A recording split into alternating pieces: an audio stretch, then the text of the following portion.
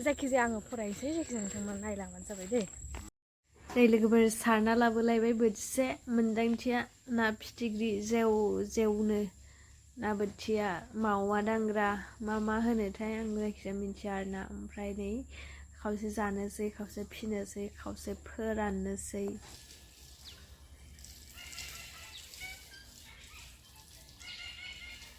बेफोरखौ दोनथ'दो बेफोरलाय मा नङा होमबा। दानिया फैदों मेन टपिक आंनि मोन्दांथि शेयार खालामनायावहाय।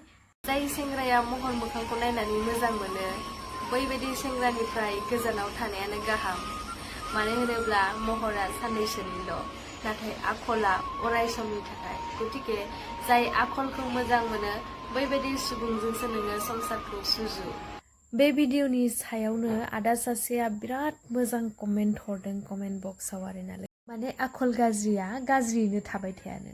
बे खोथाया थारैनो सैथो आरो आंनि मोन्दांथिजों मोनदांबायखि मोजां मानसियाबो सानसे गाज्रि जामारो आरो गाज्रि मानसियाबो सानसे मोजाङाव फैनो हायो बा मोजां जायो।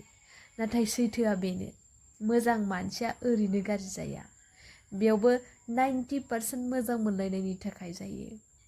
जेनेबा सोरबा गारलायलायनायावहाय बा नांलायलायनानैहाय गाज्रि हुदा खालामनाय जौ जुवा गेलेनाय गावनि केरियारखौ फकास खालामनो बावलांनाय बिदिनो गावनि जिउखौ बरबाद खालामनानै लानाय जिउ गोनांखौ जिउ गैयि बायदि खालामनानै लानाय थिग बेबायदिनो 90%आनो आरो 10%आ न'खरनि थाखाय जायो होननानै आंनि मोन्दांथिया फोरमायो।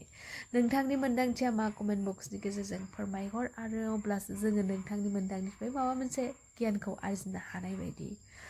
सेकेन्डआ जाहैबाय आरो गाज्रि मानसियाबो ओरैनो मोजां जायानो। बियो मायबा गोथौ हाखराव गोलैनानै बेनिफ्राय गोथौ गियान आरजिनो हादों जेराव बियो गावखौ स्ट्रं जानानै गावनि जिउखौ गोजोन बा सोरां खालामनो हादों। थिग बेबायदिनो लोगोफोर जोङो सोरबा जुदि गाज्रि आखलाव थांदों मोजां मानसिया बेखौ जिंगासिनाङा एसेग्राब टेनसन जानाङा टेनसन लानाङा। जायखिजाया बिनि मोजां जानायखौ लामा नायनानै थाबानो जाबाय।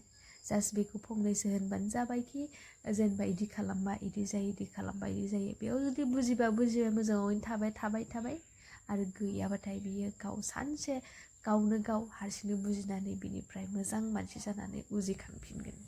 बेखिनियानो आरोना। ओमफ्राय दानिया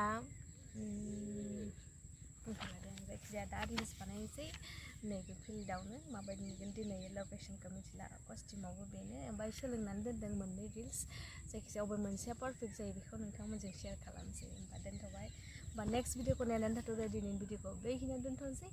गोजोन्थों।